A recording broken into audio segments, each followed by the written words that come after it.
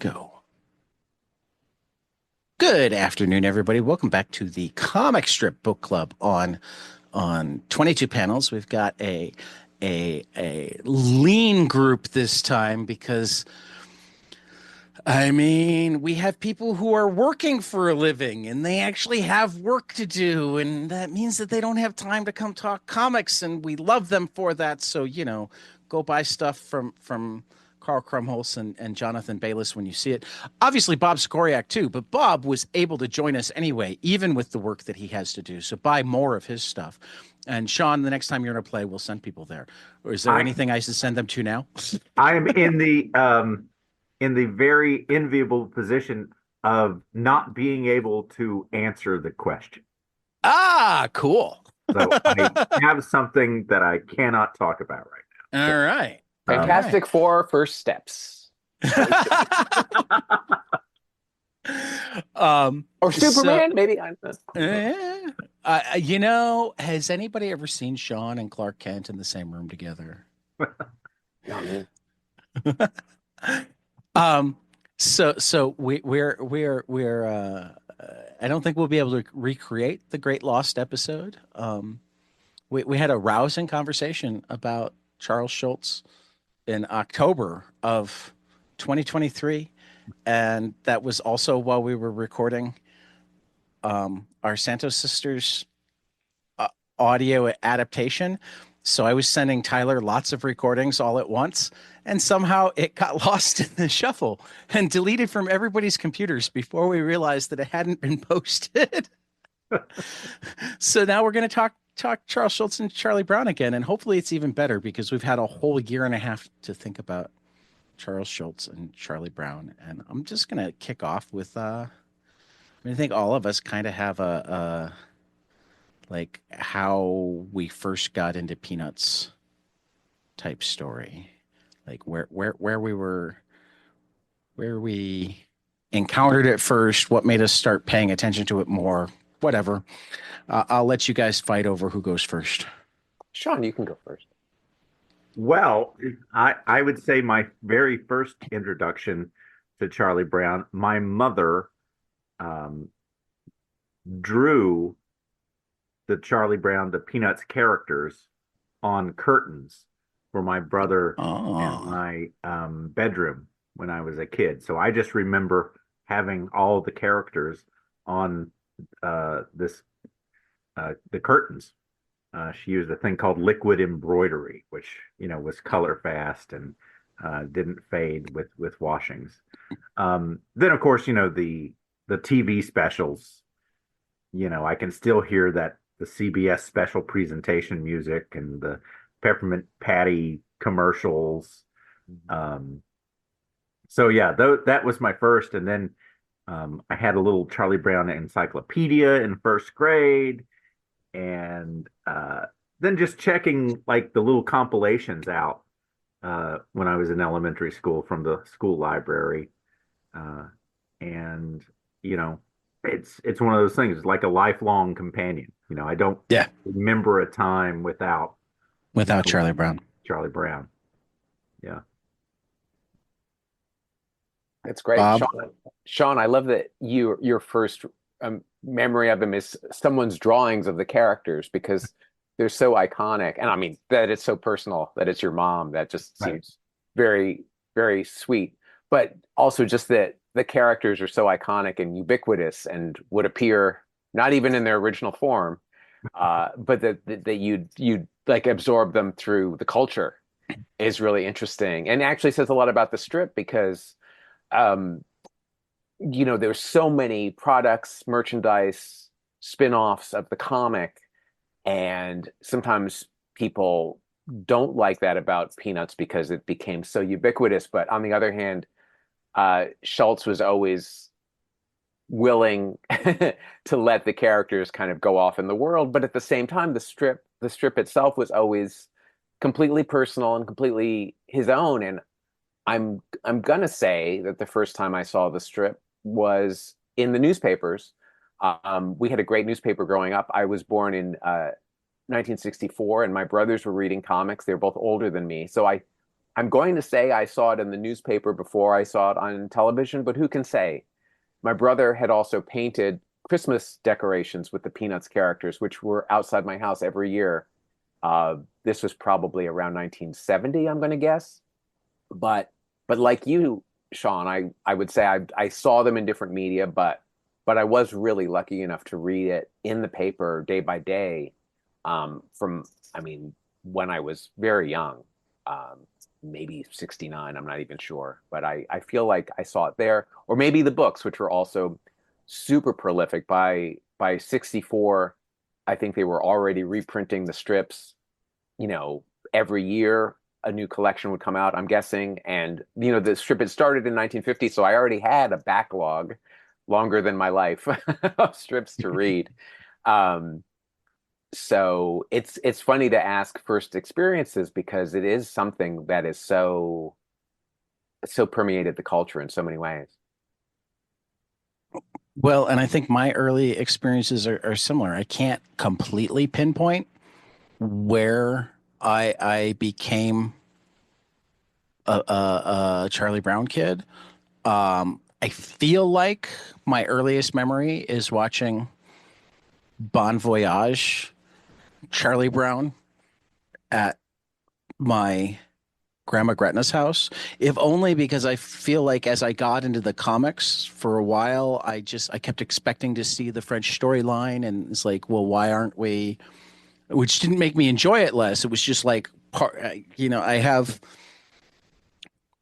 autism. I'm very autistic, and like so I'm always making those connections. So like if I've seen it here, I'm looking for it there, or I'm trying to figure out where. Um, so I think it started with Bon Voyage Charlie Brown and just loving those characters and the way it went, and then I became certainly you know, the Charlie Brown was the top cartoon in the Daily and Sunday Tribune for as long it might still be, because I think they're still printing the reprints. But it like if you picked up the comics page, it was the first thing you saw. You know, Peanuts had that top spot for my entire life. Um, and like as soon as I noticed that Charlie Brown was a baseball player too, that certainly made me love him that much more, particularly because he doesn't need to win to want to keep going out and playing. And that was totally me as a kid. I was never the very rarely the best player on the field, and even if I had an argument for it, it was like in a one-dimensional way. I was the best pitcher on the field, but I couldn't hit, or I couldn't, you know what I mean? Um, you know, and I mean, I know did art before this because I mean, you do art in school, but the earliest art project that I remember doing was in fifth grade. Was the first time we did one of those grid drawings where we had to bring in a cartoon and we split it into nine, and then we split our paper into nine so we could blow up the cartoon. And I used Charlie Brown on the mound. I think my mom still has that somewhere, the drawing I did of Charlie Brown on the mound. Um, I think mid windup even. I don't remember, but you know, so it's just like you guys. It's just been ubiquitous in my life. You know, um, I can't remember not having Charlie Brown. I probably sometimes have gone years without reading any Charlie Brown, and then like come across one Charlie Brown book and fallen down the rabbit hole and spent a week reading nothing but Charlie Brown. And you know, getting ready for this episode, I was jumping between like seven different collections. I love that he's so ubiquitous that he gets collected different ways. You know, you've got the old, you've got the Fantagraphics black and white collections in chronological order. You've got themed collections. You've got the Sunday collections. You've got themed collections where the panels are laid out differently, where they're in square boxes rather than four, you know, because the stories themselves are just um universal. Hmm.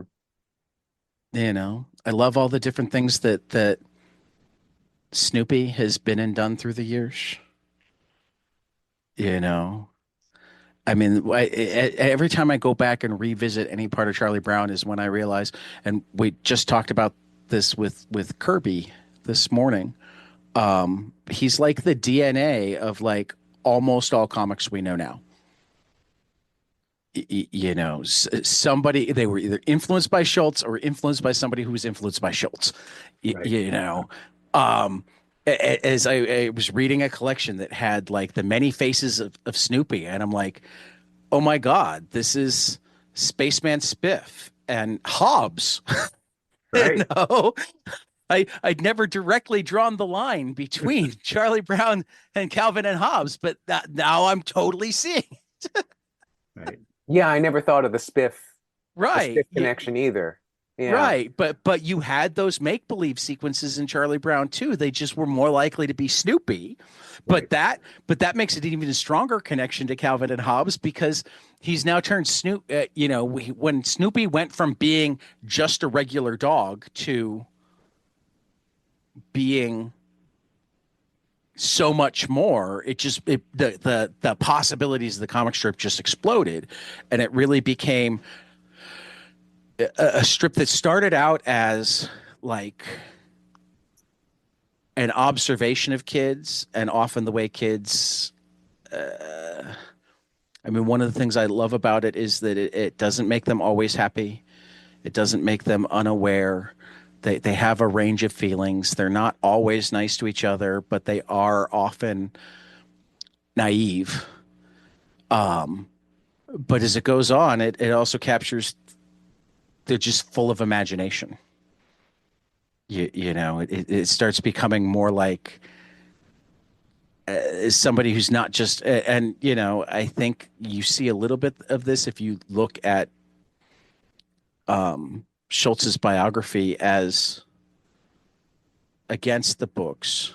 It's like he went from observing children to observing and talking to children, and therefore was able to not just show what he was seeing, but like, oh, well, yeah, but my dog does this,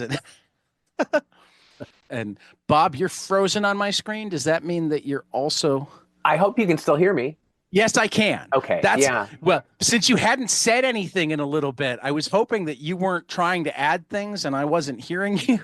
No, that was fine. I'm yeah.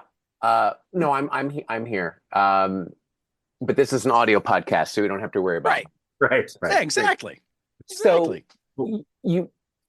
you did bring up a lot of interesting notions, though. I'm not exactly sure. I don't remember now. I did read the Michaelis biography. I don't remember how it spoke about the evolution of Snoopy. Right. But the strip has had so many iterations over the years, and it always treated children as adults in a certain way, but obviously went through so many permutations. It's hard to unpack all of them. Yeah. Yeah, I just came across, and I don't know when it's from because it's in the collection Peanuts Kids Lucy Speak Out, which isn't as Lucy centered as I expected, but at the end of a sequence that Snoopy has been the Red Baron, but also talking to this French girl when she passes. French girl is in class with, why am I forgetting Charlie's sister's name right now? Sally. Yeah. So she's sitting behind Sally and she says, every day when I walk to school, I meet this strange creature. He wears goggles and a white scarf. That's my brother's dog. He's weird. Your brother or his dog? Both. And I'm like, that's, I just want that's the one of many Peanuts comics, just like clip out and go, this is what Peanuts is. Right. Well, Yeah. you had I wanted to kind of circle back a couple of things. First of all, when you mentioned watching Bon Voyage, Charlie Brown, it reminded me how excited I was that I got to go see uh, Snoopy Come Home at the theaters. I think I was Ooh. 4 or 5, and I was so excited that I was going to see Snoopy at a movie. It was so exciting. But the ubiquity that we all talked about earlier, I think as a teenager, I loved Bloom County. And of course, Burke Breathed was always making fun of Snoopy being the corporate spokesman and everything. And I think you start not really appreciating what Peanuts was. You don't appreciate it for how special it really was. And when I got to college, um, I remember my friend Galen Black was listening to the soundtrack to the Christmas special, and I was like, "Oh wow, I that's probably something I've watched every year for all my life." And it came on during exams that year, and I made a plan. I was tutoring some folks, and I was like, "Whatever we do, we're watching Charlie Brown Christmas." And from that moment, I've watched it every year since. I usually wind up watching it with my family on Christmas Eve. But I Yeah. think that was the beginning of um, my coming back to it and recognizing that there was something special and universal about these characters. And you can't. I focused mainly on reading the 70s for this iteration of the podcast. And I think that may have been the peak. Um, I I would say 1973 feels, I don't know what was going on with Charles Schulz in that time, but there was a lot going on creatively. And, Charlie Brown went through a lot that year. Yeah. Well, a lot of the strip is very related to what was going on in his life, and that's one thing that the biography, the David McKellis, I apologies if I'm mispronouncing his name, but the David McKellis biography called Schulz and Peanuts really sort of talks about every part of his life and how it relates to the comic. Maybe to excess, but I don't know. But it's certainly you can see echoes. I can't remember when he married Jeannie Schulz. Well, the future Jeannie Schulz. That was sometime in the 70s. There was a lot of upheaval in his life in the 70s. A lot of changes. And you talk about the universality of the characters, but it's also amazingly personal. I mean, that's the thing about it. It's this very ubiquitous. These characters are so ubiquitous in when I was a kid, they would be in not even as a kid, when I was an adult, they would be in life insurance ads. The Christmas specials, the movies, the t-shirts, all the merchandise. But yet the comic is so personal to him, so specific to what he's going through, expresses all of his anxieties and joys and the gamut of his experiences in that strip. But we do think of those like iconic shapes and those iconic characters kind of outside of it. So it's really interesting. And it's funny you mentioned like Burke Breathed kind of like going off about him being so commercial, because there was definitely a reaction to that kind of merchandising. And of course, Calvin and Hobbes is always held up as the example of the cartoonist who did it right. And I totally respect that approach, but also I think Watterson would be the first to say that his strip wouldn't exist without the comic strip Peanuts, Right. Well, and that's the thing. It's like go ahead. No, go ahead and finish. No, just that it's really hard for us to see it at this point, how influential it was. And Watterson certainly gave it to Breathed for all of Breathed's merchandising as well. Well, the reason that I smiled when you brought that up is one of the things that I was flipping through for this is a book called The Complete Peanuts Family Album. for which Burke Breathed wrote the foreword. And pointed out specifically that when he had a broken spine after his plane crash, he got a package in the mail in the hospital that included a very rare Peanuts original strip signed to Berkeley with friendship and every best wish, Sparky. And he said, with friendship, I'd never met him. Character counts, indeed.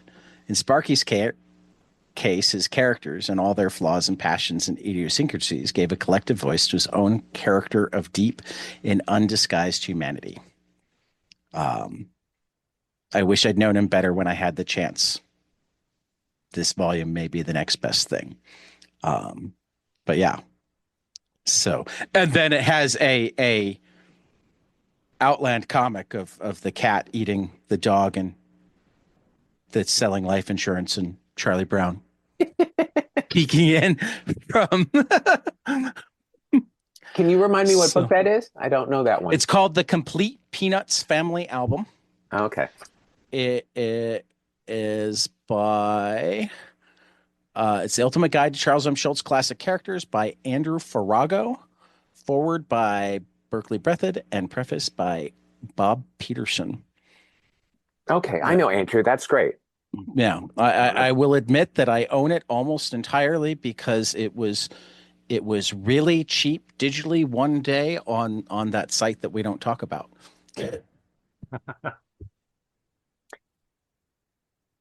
You know, I but it's realize... cool enough that I kind of want a like full size one at some point. Mm. Go ahead. I had to get rid of some of my Peanuts books. I just had too many. Mm-hmm. Because there's redundancies. Yeah. after hundreds of volumes that have come out, I'm like, well, I guess I don't need the copies I grew up with. I have the Fantagraphics ones, which are complete. So with other formats. Yeah, but you can't put them in your back pocket.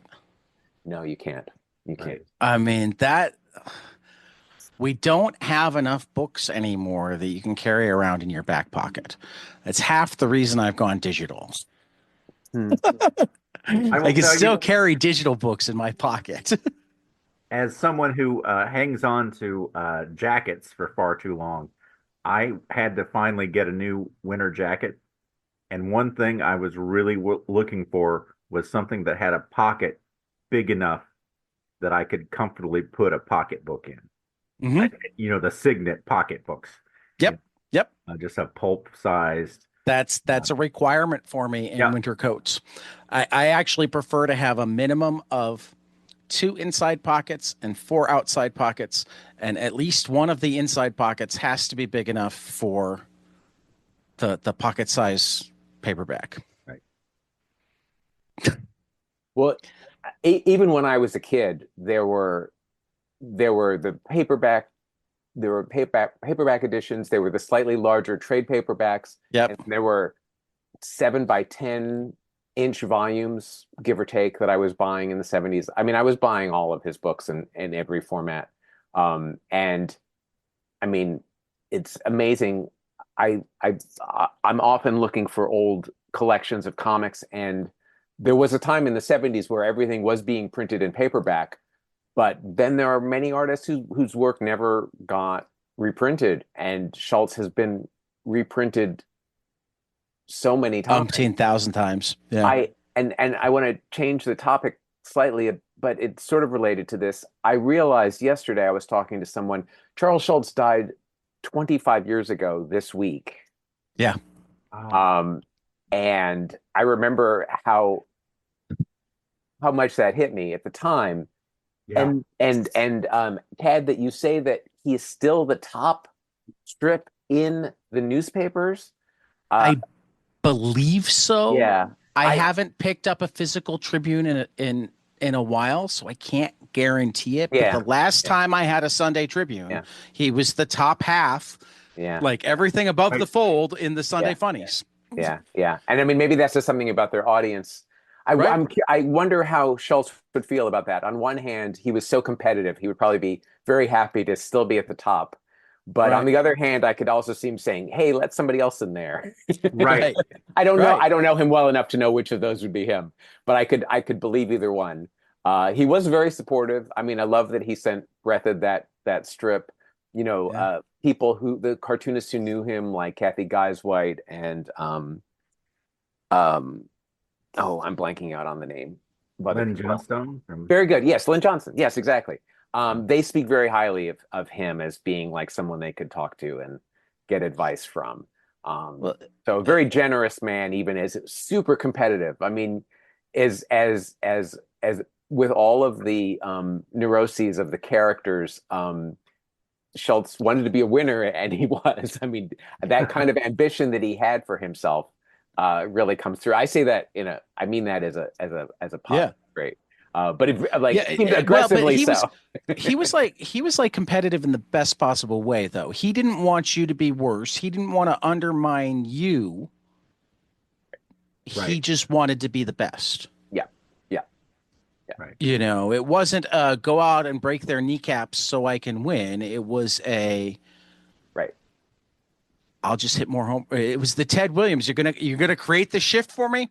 All right, I know how to beat the shift. Hit it over the fence.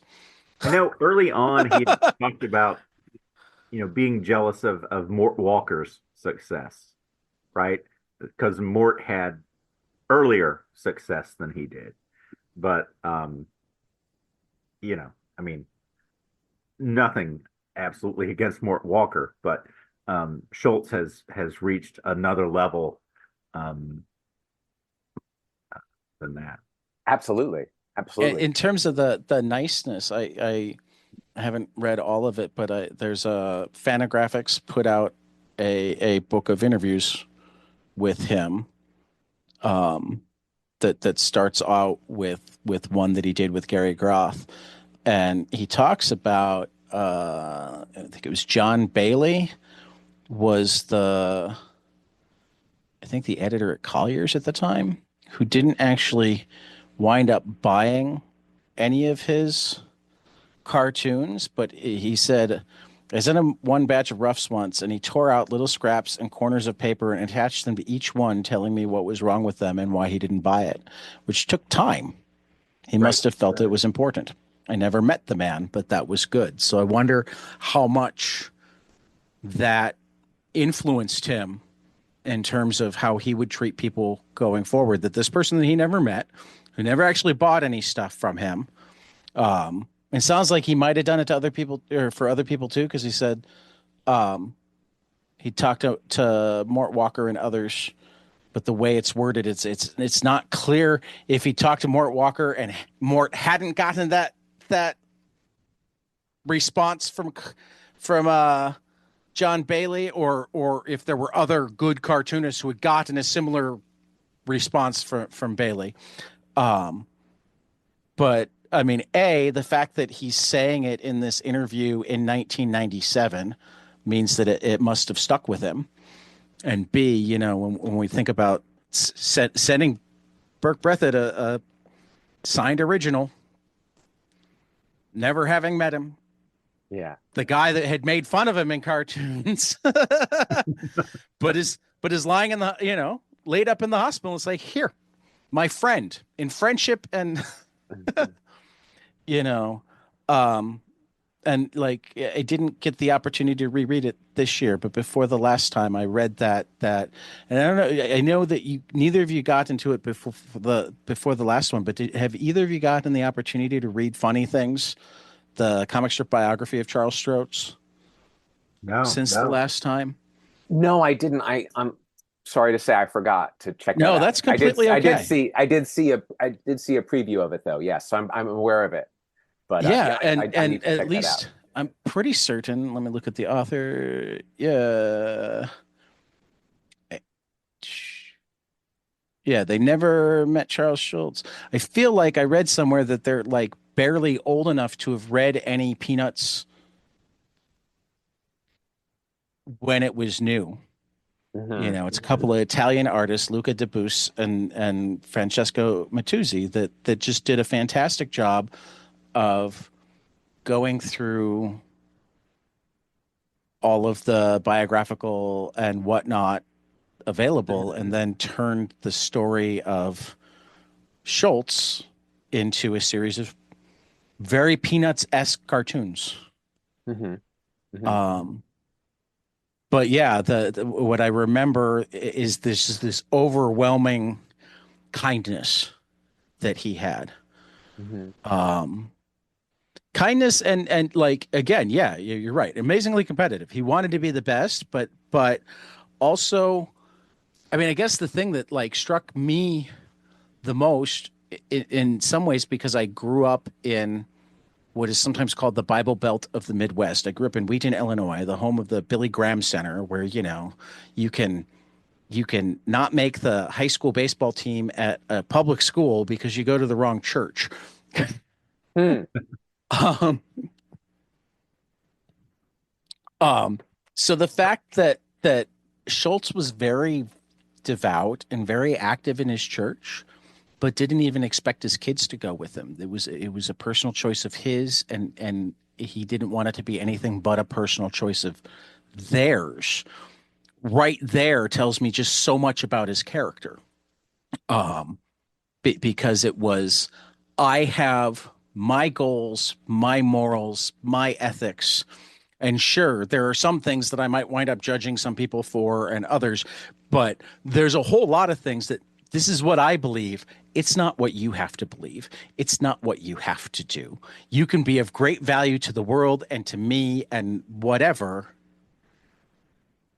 even if you don't behave the way I do, even if you don't think the way I do. And I think that also shows through in Peanuts and all of the different characters and scenarios. And, he's always looking for, I mean, it's one of the reasons I like to read Peanuts randomly sometimes, rather than reading just a stretch. I like to just hit the random button on Go Comics because sometimes you'll get weird sequences where you're like, oh, these all feel alike, even though they're 20 years apart. And sometimes you'll go from the Red Baron to Snoopy before he was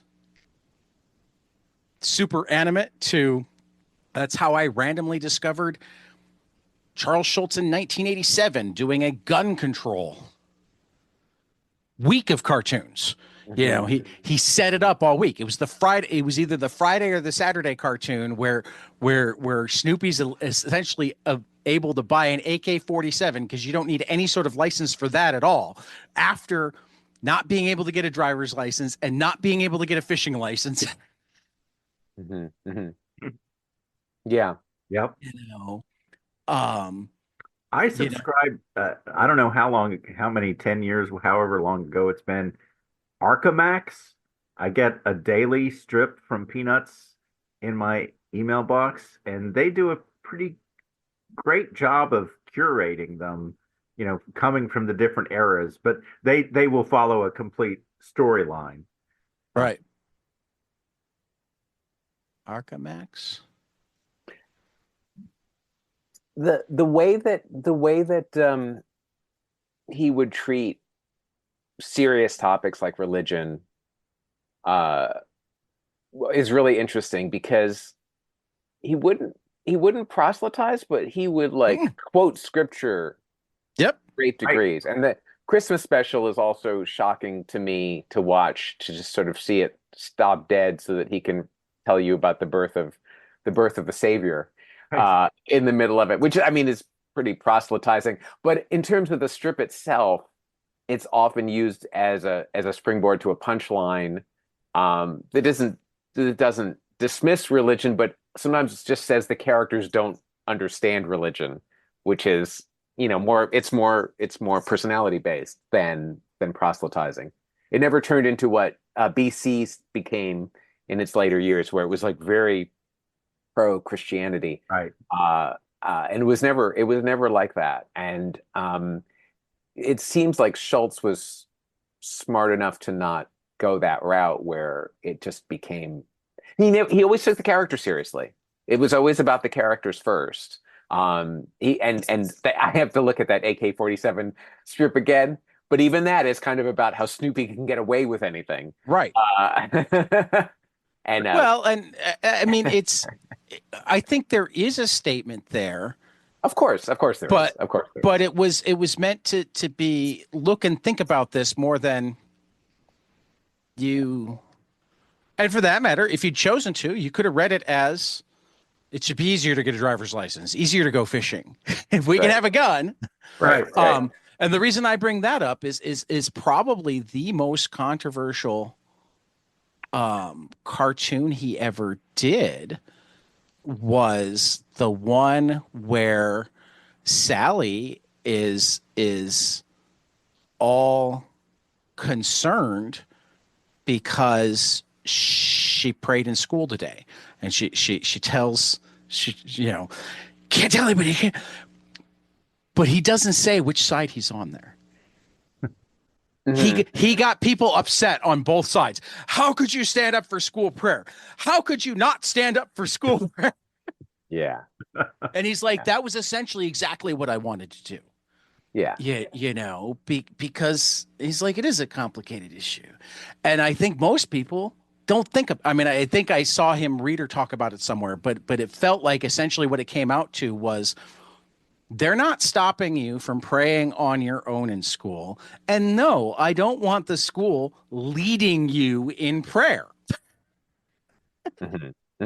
It's not necessarily appropriate, but nobody who is making the argument at all seems to be thinking that deeply about it. I mean, someone once said, so long as there are math tests, there will always be prayer in school. Right. Right. But again, it was this perfect setup where it was all, don't tell anybody, and then just that last panel. And again, it didn't put when I read it the first time, I didn't know that he had such a connection to his church and his faith. So I honestly didn't know how I read it, other than I thought it was funny. And it wasn't until like much later that I'm like, oh, yeah. He's looking at the absurdity of an argument that's made way bigger than it should be. Right. I wonder, as we're talking about this, how much of this is, I don't mean this to sound like it's I don't want this to come across the wrong way, but I'm wondering how much of it is calculated to not offend. He often would talk about being a salesman for for the newspapers. It's like my job is to sell newspapers, so I create a comic strip that is accessible, that people like, that will make people buy the newspaper. And when people would complain to him about the merchandising, he would say, but what I do is I sell things. Like I'm a salesman for a living. So to sort of like skirt around these issues in the comics, talking about gun control or talking about prayer or talking about religion, I wonder if some of it is calculated. And I don't mean calculated in a pejorative way, but calculated to talk about these things in a way that is accessible to people, but doesn't put people off. The key is always thinking of his audience. And at the same time, the strip is so specific to his point of view and his personality and his neuroses that it's this really interesting balance. And maybe that's what makes it so special. It's like you can draw those characters and you can love the way Snoopy looks, even if you've never seen him do anything. Or you can fall in love with the characters because they seem fully human. It works at those both levels in an amazing way. It's completely funny that you say that, and I think you actually wound up hitting it straight on, at least according to the Schulz Museum. I just pulled up a press release from 2014 for Humor and Controversy in Peanuts Social Commentary, the new exhibition at the Schulz Museum. It says healthcare, gun control, the environment, and racial equality were all topics broached by Charles M. Schulz in the 50 years he created Peanuts comic strips. His beloved Peanuts characters raised issues of the day. Lucy embraced feminist philosophies, Linus panicked when he mistook snow for nuclear fallout, and Sally whispered about praying in school. Schulz also introduced Franklin, a black Peanuts character, into a predominantly white cast on July 31st, 1968, just months after Reverend Martin Luther King was assassinated in Memphis. Schulz Museum does that. Schulz gently communicated the issues of the changing world around him through the unique pathos of his characters and quick wit. And by remaining universally centrist, he gave readers the opportunity to interpret his comic strips according to their own personal dictates. Exceptions were rare and marked a moment of passionate appeal for causes he deemed personally significant, such as environmental concerns and civil rights advancement for women in sports. Yeah. Yeah. Yeah. Centrist is the perfect word. And it's kind of amazing when I think about how he's able to walk that line and not be bland. It's not a bland centrist vision at all. No, I mean, I think it also goes back to what I had said earlier about it feels like he's first an observer. Mm-hmm. You know, I mean, I'm certain that he came to many conclusions in his own life and various feelings and whatever, but it seems like first it was deep observation and more thinking than beliefs. You know, he doesn't strike me as the type of guy that was necessarily completely unwilling to change his mind based on new information. Does that make sense? Yeah. You know, Yeah. I mean, you froze again. So for me looking at you, Bob, I just see you with a half smirk on your face, and I'm like, is he going? No. No. I'm very much in agreement. It reminded me that at a certain an interview, I think with Gary Groth, he refers to himself as a secular humanist, which I thought was a wild phrase to come from him, because I do feel like he was very much a Christian, but I'm assuming this is a 90s interview. I can't remember where I read it, but it was very striking to me at the time because it just felt like he somehow had opened up, and maybe that was a centrist view of America in the 90s. It's possible that he was moving with the culture in a way that was very like, I'll say centrist rather than middle of the road, but right. Case, I mean, it was a little startling for me to hear that. What I would say in response to that is, like, from the ways that I've embraced Christianity in my life, and I have, but I don't really associate with churches for the most part. Occasionally with pastors, I'm related to one. It's because of the actual teachings of Christ and the idea that a forgiving God is very comforting. Mm-hmm.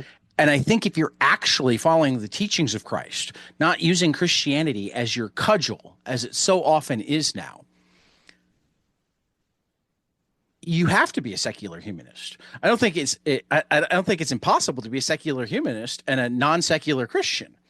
You know, it's defining the two parts of your life, but to be Christian and not be humanist, to me, is one of the most baffling things I see. I see it all the time. People who say they're Christian and clearly aren't humanist.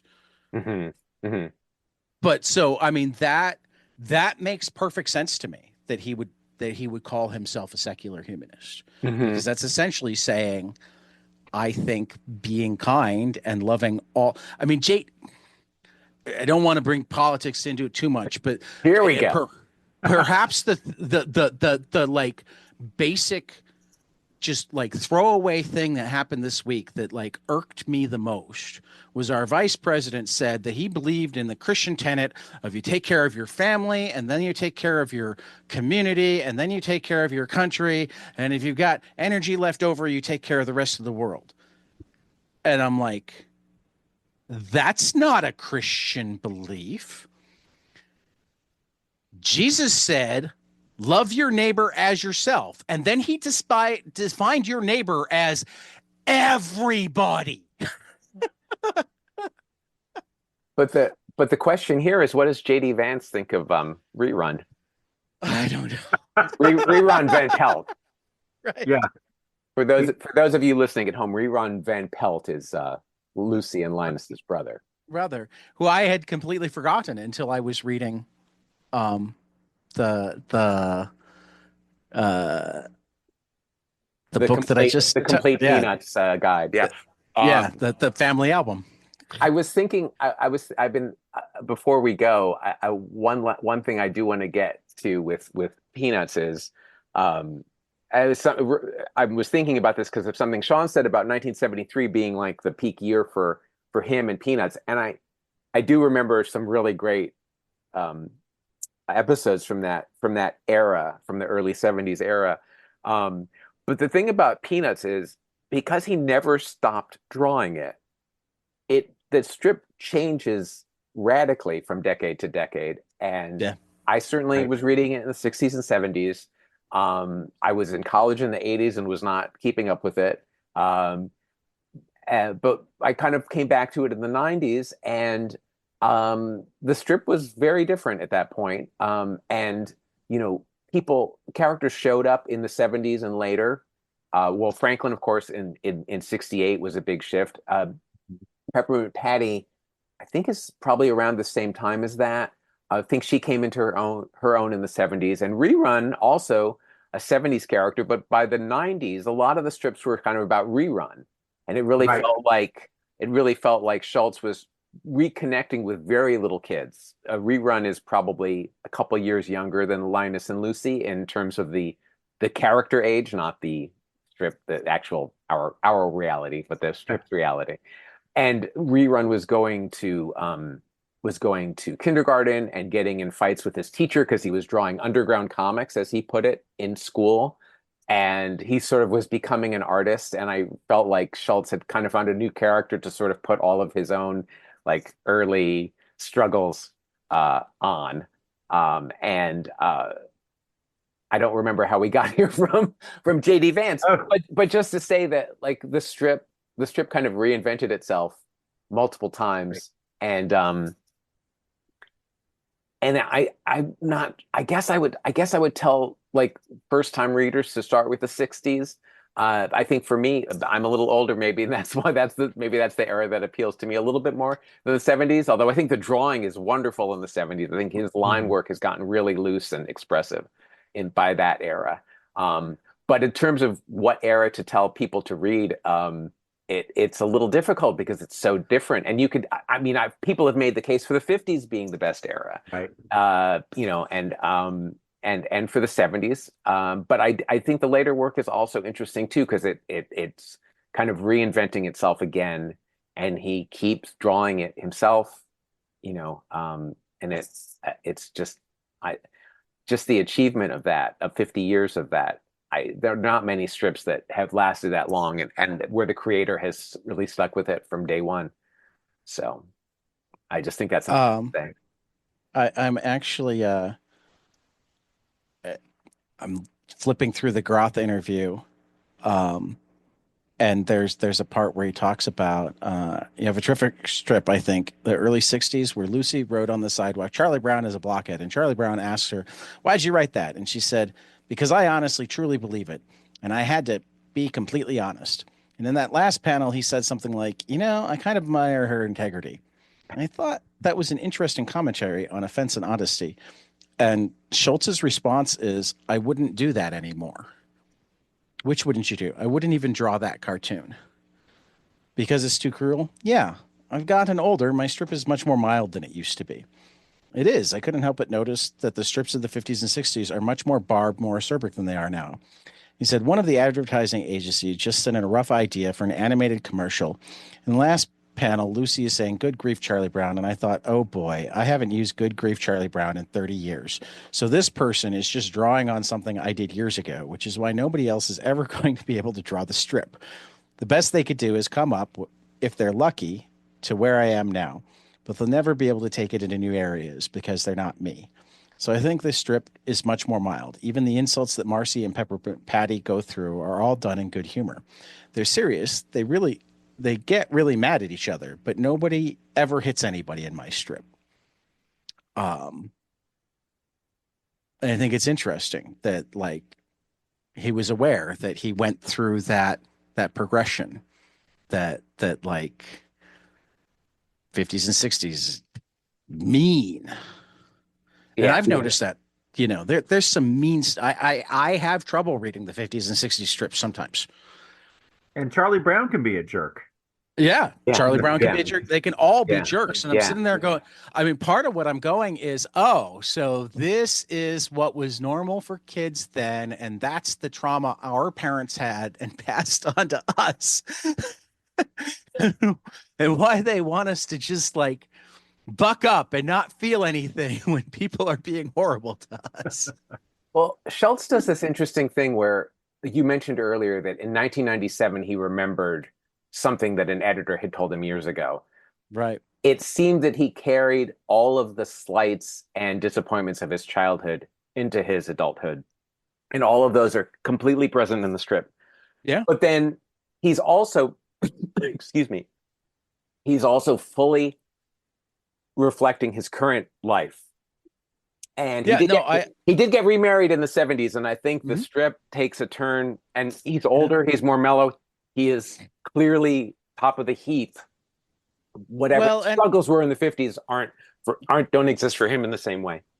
Yeah, no, when I take the strip and mix it with interviews that he's given, things that he's written about his own work, and then how things have changed in psychology since then. I think if he was a kid today, he'd be more likely to get a neurodivergent diagnosis. He'd be more likely to have people understand that he thought a little bit differently, that different things stood out to him, and hopefully that would have led him to have not as hard of a childhood in terms of figuring out how to get through things, and not as many periods where he was completely walled himself off from the world. It seems like in some ways the way he was able to find his happiness and therefore have the mildness come into his cartoon is he finally became affluent enough to not only wall himself off with a good gatekeeper in his new wife so that he wasn't alone, but he didn't have to deal with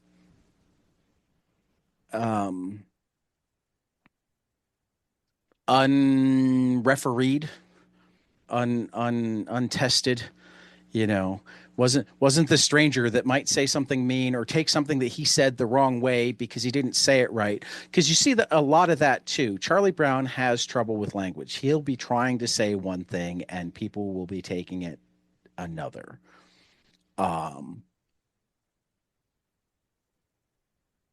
So I wonder how much of it was he was able to create that place where he had his own roller skating rink, he had his studio, he had his house. He was far enough away from anything that he wasn't going to have to deal with any traveling salesman. He didn't have to go into town for anything, I should say ice rink. Oh, was it an ice rink? Yes. Okay. Big hockey fan. Aggressive sport. That's right. A very aggressive sport. Big baseball fan too. I mean, he was a Minnesota kid. Yeah. Minneapolis through and through. I mean, that shows up even after he's moved to California. Which apparently didn't work with his first wife. I think it was actually Arizona or New Mexico that they moved to, and it didn't work out for him. But I think, again, it had more to do with when he moved to California, he was able to essentially start his own estate. He was able to make his own place. Whereas I think the previous move, he was moving into a neighborhood. So all of the things that all of the routines and places and people knowing him and whatnot, from his dad's barbershop to the what correspondence art correspondence college that he worked at, he didn't have those when he moved. He had this completely foreign environment with people that he didn't know, with a wife that he didn't completely connect with, who expected him to be things that he wasn't. Um, and it didn't work, you know. Which I mean that's again, that's the beauty of Peanuts. Another one of the beauties of Peanuts. So many beauties of Peanuts is that like you get to see these kids who don't always easily gel with each other, but particularly as the cartoon matured, were more likely to accept that and work around it rather than having that be, oh, you're not like me, we are enemies. You know? Um, I mean, And in yet, some way, go ahead. I was just going to say, and yet people still think good grief. Right. Certain aspects of the strip stay with us even if it's not present in the strip anymore. Yeah, but I Uh, mean, good grief doesn't have to be that extreme. It was often when he used it, which is probably while, but it became part of the vernacular, is something that you know. I mean, my wife will give me an oh good grief when I know it's completely in love. It's just, I love you. I know you're like this. I can't handle it right now. right. Go to your No, room. I'm just saying that we bring aspects of the characters that we Oh yeah, remember to the strips, even if they're not present yeah, anymore. Right. As much as yeah. Lucy becomes very protective of Rerun in the later strips, which I find really interesting because she was never that way with Linus, and maybe that's the middle child syndrome. Right. Right, But the right. dynamic of Lucy with Rerun is much more uh, uh loving. If they don't get, I don't think they get each other, but I think that they have a better relationship. But I love what Schultz said about no one could take over the strip because they wouldn't take it the next step. And he was thinking of the next, well, he wasn't only thinking of the next step, he was living the next step. Right. And Right. all of the, I mean, I like a lot of the iterations that have been made in TV and such since he died, but they're all formed out of pre-existing pieces. They're not making anything new, and they don't Right. they don't they want to be reverent, which I understand, but also it's not in the spirit of the strip in a certain way to Right. do that, to be that No, way. I think that in some ways, what you have when you read Peanuts chronologically is almost like a mental health journal from Schultz. Whatever he was working through at the time was what was gonna. I mean, I actually thought it was funny. Like, I looked up my birthday, like my actual birthday, March 25th, 1980, and you know, given my history of depression, bipolar disorder, and whatnot, it was so fitting that sometimes when you're depressed, all you want to do is nothing. All you want to do is lean your head on your arm and stare into space. Sometimes this can go on for hours. If you're unusually depressed, you may have to change arms. But then the very next day is a Snoopy cartoon. Maybe I should have been more ambitious. I could have gone more places, done more things. Instead, I chose to remain home and be what I am, just your basic beagle. So, like, there's that. But then the next day goes back to the depression. I figured it out, Charlie Brown. If you stay depressed for 2 more days, you'll make it into the Book of World Records. Wow, that's great. You just blew it. That's good. Good. You know, so I mean, that you know, and I can't say what Schulz was going through, but that feels like to me, it feels like my up and down mood swings, my mania or bipolar, or my mania and depressive and whatnot, um, and my ability to go, ooh, shiny thing, you know. Um, but that's also where I was going. I think the collections tend to be.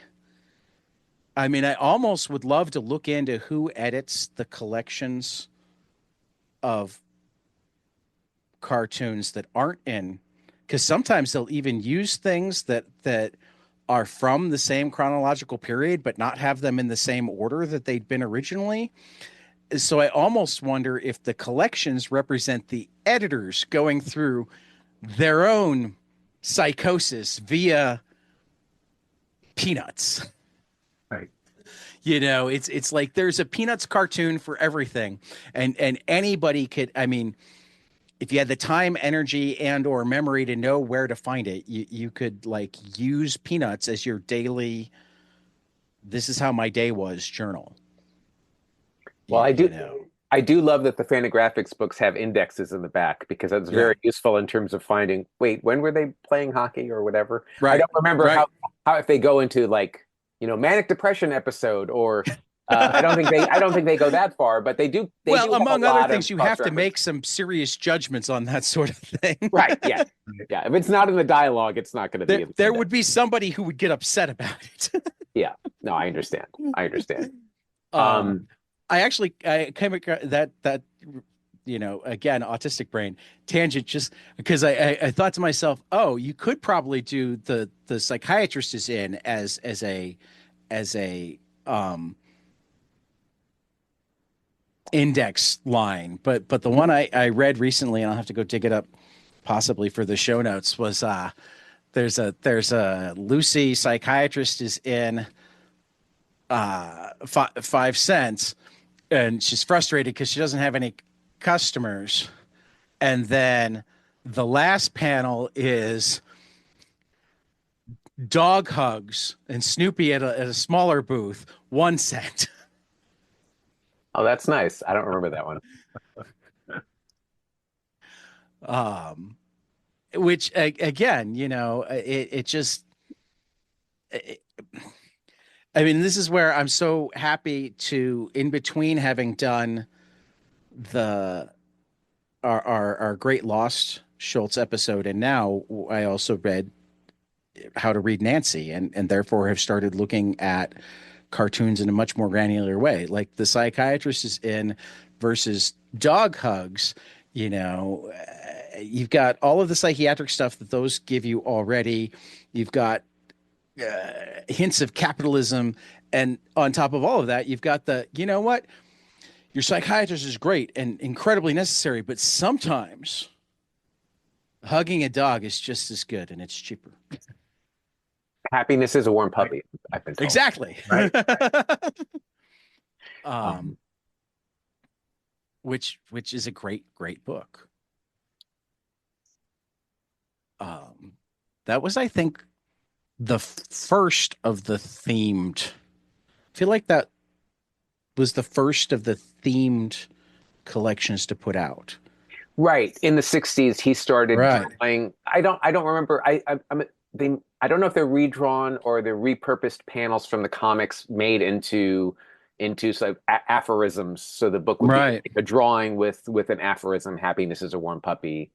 All I need is Right. friends. There was a whole series of these books. They were sort of Right. like gift books. Yeah. He was amazing. He was an amazing marketer. I mean, Right. Yeah. He was. It's not really my point of entry for Peanuts, but I gotta hand it to him for being able to do every. Well, and I think that goes back to, at least in everything that I've seen and read, what he wasn't good at was socializing. So Peanuts was most of his world.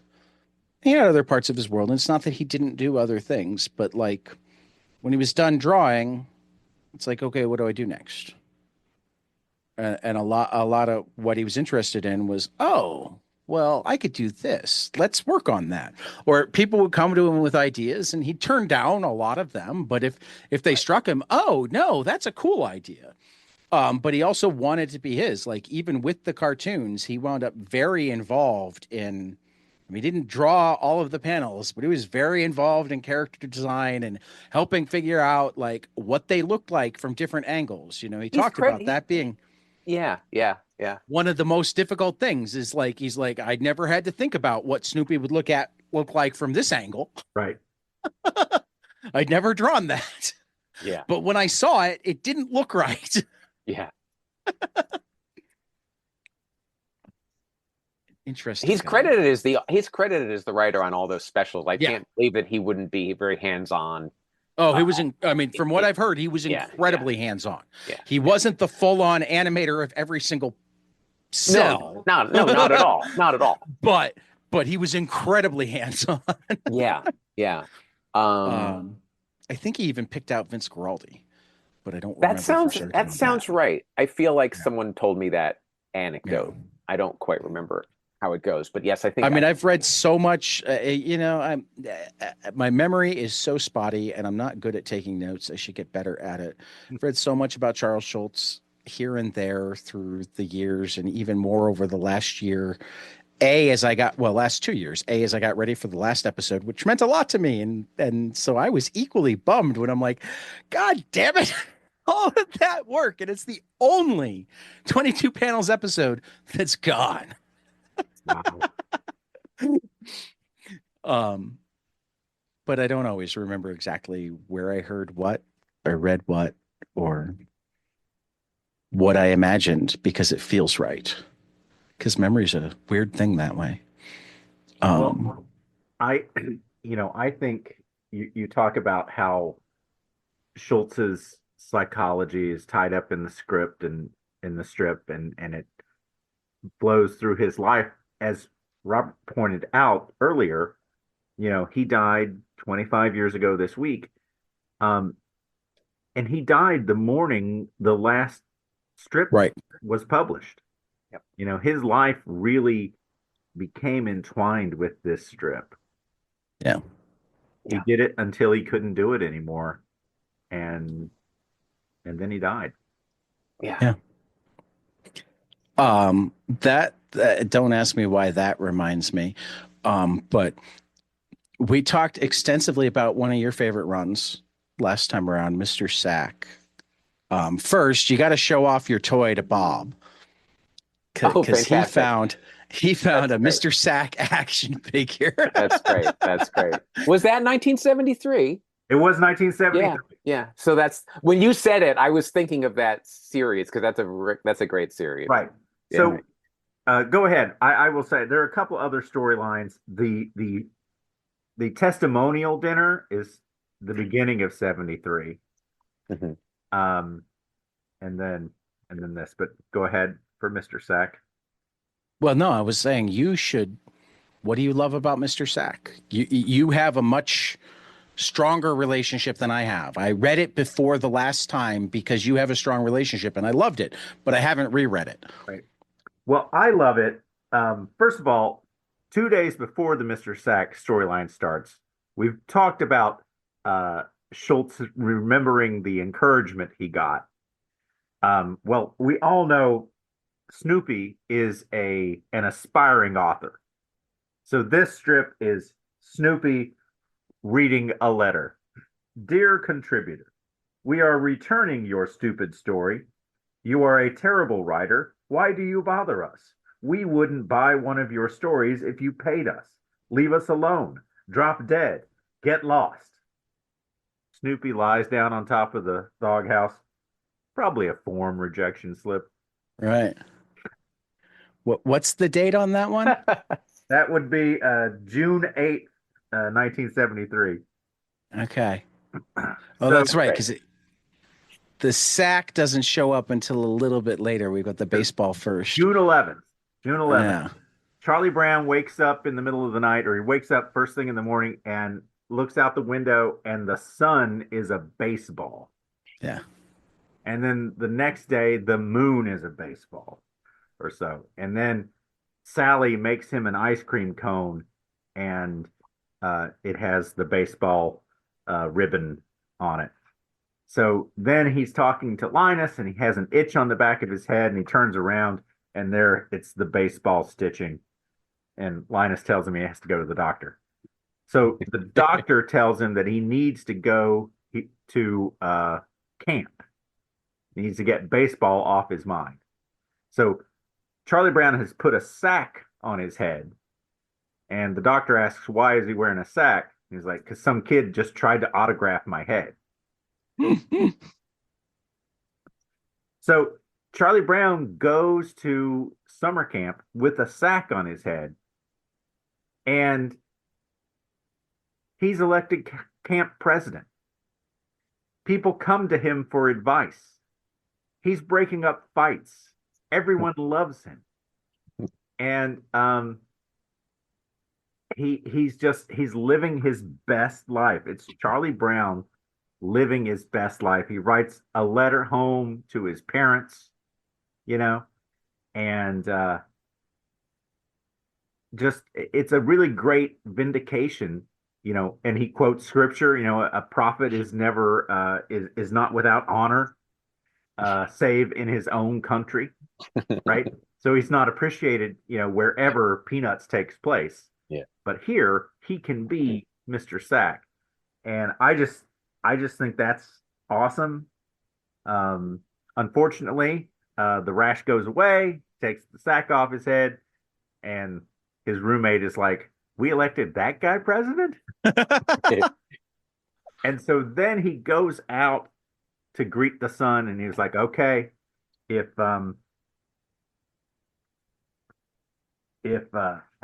wait, I do have to go back. There's one. If it's still the sun, I mean, if it's still a baseball, I'm messed up. But if it's the sun, I've cured this. And when the sun rises, it's Alfred E. Newman with "What Me Worry" over it. And that's the end right. of the sun. And I know he asked Gaines and everyone for permission, and Gaines was like, we've made so much fun of him over the years. How could we say no? And that was July 5th, 73 was the What Me Worry. Right. But so he went to Lucy for help about this in the middle of this. Yesterday morning, I woke up very early. I couldn't sleep. My bedroom faces east, and so I could see the sun coming up, only it wasn't the sun. It was a huge baseball. I think I must be cracking up. I think I'm finally losing my mind. And on top of it all, I feel terribly alone. Lucy. Okay, now tell me more about this huge baseball. I mean, that sums it up right there. He's bearing his soul. Yeah. And no one's listening. Yeah. Yeah. And that's, I really, that reading the whole year, that coming soon after that testimonial dinner that, everyone, says, we don't want to say nice things about Charlie Brown. We'd be hypocrites. And Charlie Brown sitting at the dinner, but Woodstock is sitting next to him, which I found interesting when I was reading it last week.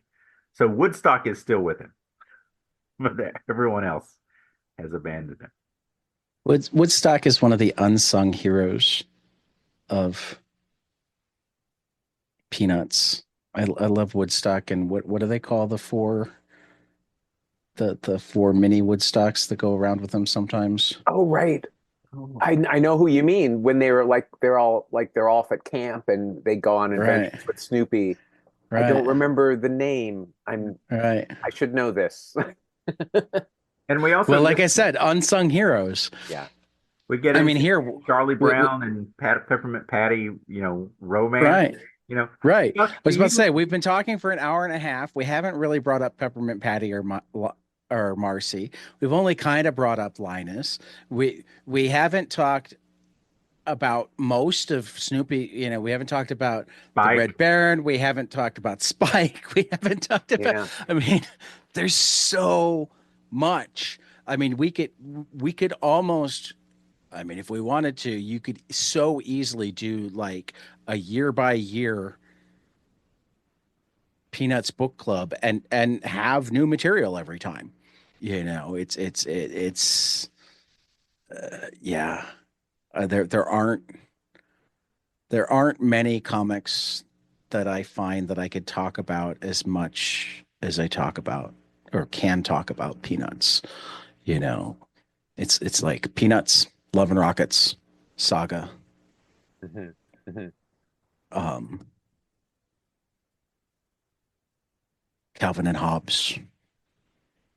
It's one thing to say that he did this for 50 years. It's another thing to say he did every day for 50 Yeah, years. Right. and I it was good. yeah, yeah, yeah. I mean, I've made a lot of comics in my lifetime, but not every day and not for public consumption. Right. And just Well, the and idea that the kind of mindset you have to do that Right. is so specific. And he didn't leave anything out, as far as I can right, tell. I right, mean, everything's referenced, even if it's obliquely or through the character, either through the children's eyes or what have you. It right. feels very, he really poured it And all in there. it's so hard to think of anybody doing that much work without like swinging and missing. And there's hardly a single strip that doesn't make you grin. Well, one of my favorite quotes of his is he introduces a cat that lives next door to Snoopy. Well, it's actually owned Ah, by Frida. Frida, the do we red. ever actually see the cat? Because we see it Well, Frida has scratch a lot. I'm sorry, there's two cats. Frida has a Okay. cat named uh, Farron, Faron. Am I Sounds remembering that right. right? She has a cat named. She has a cat, and Snoopy does not like the cat. And I think Schultz realized he didn't like having that dog cat dynamic on, in the panels. Oh, So later on, another off-screen cat was introduced, but I think it was about Frida's cat. He said, "Sometimes you make a mistake in the strip, but there's always the next day." Right. It was either that strip or another one where he was like, "I went down the wrong road with this, but you just do another one." Which So is something I feel like we heard from um Ernie Bushmiller too, with how he approached Nancy was like I do stuff, and if it worked, we keep doing it, and yeah, if it didn't feel right, we came up with a new gag. yeah, yeah, yeah. And every day is a reset to a certain extent. Right, The order is usually restored. I mean, right, of course, accepting the sad sack, I'm sorry, the Mr. Sack storyline. But even at right. the end of that, by the end of that, we've restored order. And it's not every Right. day, but it's still like kind of Yeah. by the next month, we were back to right. the usual dynamic. Well, and I think that's actually one of, and again, I didn't research it again, but I feel like I was looking at it before we did our last recording on this, that it is high on the list of longest continuing storylines in Peanuts. It was very Mhm. rare for him to go more than a week with Like the 3 weeks. same, and this one was 3 weeks. Um, so that's it's another, he clearly was getting something out. Yeah. At some point I may go deep diving to see if he ever talked about Mr. Sack, because you know, again, the beauty of the way he works from that centrist perspective. And actually it reminds me of in the Imagine John Lennon documentary, which has got all sorts of his home video footage. There's a scene where somebody has um, climbed the fence and got into his front door of his London estate. Um, and I forget what song it was, but he's like, in this song, what does it mean? And John's just like, what does it mean to you? He starts telling him, he's like, I don't know if it meant that to me, but that seems like a good thing for it to mean to you. come have breakfast. We're making pancakes. you know, and that's I know some artists don't like that. They want my message must come out. Um, but to me, some of the greatest art is it almost certainly meant something very specific to Charles Schulz, but he did it in such a way that it doesn't have to mean that to me or you or you, you know. Hopefully we'll take the same comfort in it that he took in it, but we don't have to draw. I mean, we don't have the same experiences. Nobody has the same experiences. Um, yeah. Yeah. Peanuts. It's so funny because when you talk about the greats and particularly the greats that have so much, I can go 6 months without listening to the Beatles. I can go 6 months without listening to Louis Armstrong, occasionally go 6 months without reading a Peanuts cartoon. And then I pick one up and I'm like, oh my God, why have I not played? Why have I not played an album or read this, because it's just that it becomes so good that it like transcends the art form. And it's like your brain can't handle it being that good. So like anytime where I don't have it in my hands, it won't automatically make my list of best comics. It should, but it doesn't because it like goes without saying. Right. That's just how it feels to me. It's like the idea that it's among the best comics, that just goes without saying. So why would you even bother to put it on top of a list? Because everybody knows. I mean, it is the ubiquity. I mean, that is the issue with all of the merchandise. To bring it back to that, is that it's so present, you don't see it anymore. But also, I mean, Peanuts and Star Wars before Disney are the two things that did merchandising in a way that almost always felt like they enhanced rather than cheapened what they were doing. I guess when Star Wars made its huge push with the prequel trilogy and was on all the Pepsi products and whatnot, that might have been overboard, but it didn't quite feel there yet.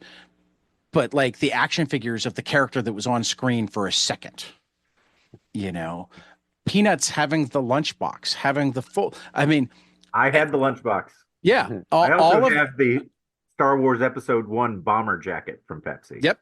Right. But with the exception of probably the MetLife, but that was even done in such a way that most kids didn't really completely get it. Almost every piece of Peanuts merchandise out there felt like something that like a character in Peanuts would. A Peanuts lunchbox. Well, Peanuts kids need lunchboxes. A Peanuts stuffed animal. Well, they're kids. They love stuffed animal. It felt organic. And still feels organic, except when I think about the Met billboards with Snoopy on them that were all over Chicagoland for a while and had me going, what's MetLife? And why does Snoopy like it? When I was like 7. You guys were older, so maybe you saw merchandise that didn't make as much sense to you, but that was I think I accepted it all at the time, but in retrospect, I'm like, yeah, there's a lot of it. There's a ton of. I'm not, and there still is. I have a Woodstock hairbrush. Yeah, if you want a Peanut something, you can probably get it. 70s. Yeah. I mean, I was flipping through Chip Kidd's book. Chip Kidd wrote. He makes everything look beautiful. Chip Kidd wrote the Charles Schulz and the Arts of Peanuts, and like it's got aside from like sketches and whatnot, it occasionally has some of the and like Hallmark put out a set of napkins, a pack of 36 napkins with 36 different pictures on them.